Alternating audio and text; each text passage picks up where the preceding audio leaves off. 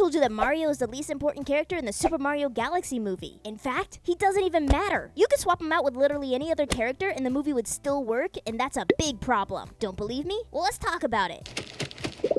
You know, this movie is actually really fun for kids and hardcore Mario fans. But for the casual moviegoer, they're gonna be asking one question. For a movie with Mario in the title, why is Mario the side character? Good question. That's right, Mario is not the main character. Instead, it's Peach. And it's been that way since the first movie. She's no longer the damsel in distress, which is fine. But now she can do everything herself. She doesn't need saving, she doesn't need help, and everyone else is just kind of there. Do you need me? Mario ends up completely sidelined, and even though the second movie tried to fix that a little bit, he's not necessary to the outcome of this movie because literally anything he does can be done by others because of the power-ups. You're useless. We see that Luigi, Yoshi, Donkey Kong, even Toad can use these power-ups, which means anyone can step into Mario's role. The only reason why he gets to do the cool stuff is because it's his movie. Peach, Yoshi, even Fox McCloud are more important in this story than Mario is because they have things that only they can do that help push the plot. Nothing Mario does is unique or essential. What do you do here? What made Mario awesome in the games is that he was just this regular guy who went through insane trials just to save Princess Peach, and he did it successfully. Nice. And even when Peach was playable, Mario still had unique things that only he could do, and he was still fun to play. Peach didn't turn into this big star who could do everything that Mario could do, plus better, and even though she has weaknesses, she's still an amazing female character. So why did they have to weaken Mario and turn Peach into this invincible protagonist with no character development? I didn't learn anything. I mean, they made her so self-sufficient that Mario doesn't even matter in his own movie. I'm not saying that she should go back to being the damsel in distress with nothing to do, but why is she a deus ex machina? I can do everything. It actually makes her worse as a character and less interesting to watch, because for her, there's nothing really to overcome. Well, now I'm sad. What's even more shocking is that Rosalina is more Peach-like than Peach is, because she put up a good fight against Bowser Jr., but still got successfully kidnapped and needs rescuing. You rescued me! And guess what? She's not a worse character because of it. Rosalina was actually way more cool and interesting than Peach because she actually had failings and flaws. Peach has always been beloved. There was no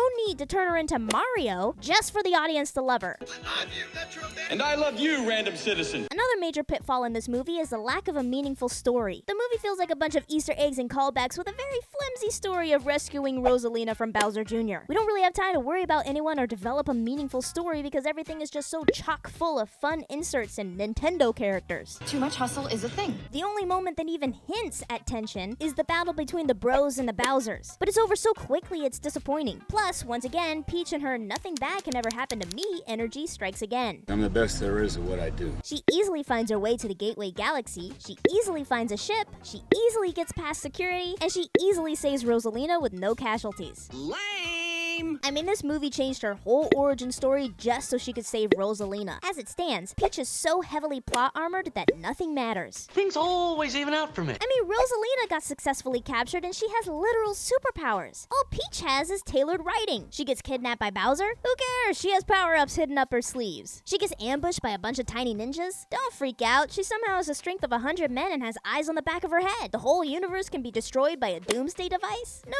worries. She's a literal star, so she can just fix everything with Rosalina's help. Everything works out for me. Come on, guys. There needs to be actual stakes for the characters and the movie to be good. A few tweaks could have made this story more dynamic, more fun, and actually plot strong instead of plot weak. Explain yourself. They could still make Peach a girl boss while also having Mario save her, or at least overcoming something to make him necessary to the story. I mean, he could have been a bigger help in saving Rosalina instead of just being a distraction. I'm distracting you. Bowser also should have been the main threat, not his son. The whole dynamic of him being taught how to be evil again by Bowser Jr. was just sad. What is this crap? I mean, it was so cringe to watch one of the most evil villains in media history turn into a therapy speech-talking shy guy. Lastly, make Peach less amazing, please. Well-written characters need help and have flaws. We are too perfect. But I will say this movie is still an entertaining watch for a lazy afternoon, especially if you're a kid or a Mario fan. The Easter eggs are pretty great. Fox McCloud is incredibly cool and needs his own movie, and I loved the addition of Yoshi. Plus, the voice acting and the cinematography are next level. Over my dead dead body. It's a very low stakes movie, and it does have some plot holes, but if you're okay with that, it's a pretty good movie, and I give it a solid 5 out of 10. Okay, not bad, not bad, not bad. But seriously, in the next movie, Mario needs to be the center, Peach needs to have flaws, and people need to grow. No kidding. Or else this franchise is gonna turn into nothing but fluff and Easter eggs, only suited for kids and hardcore Mario fans. And that doesn't make for a good or rewatchable movie. Wrap that up and give it to a child on Christmas, because we're done. Hey, don't go yet, there's still more to see. Why don't you click right here to watch my most recent Pop Talk all about The Incredibles. It's pretty intense for a kids movie, right? Anyway, thank you so much for watching, and just remember, once you pass the popcorn to me, it's okay to talk, it's okay to text, and I'll see you later. Bye!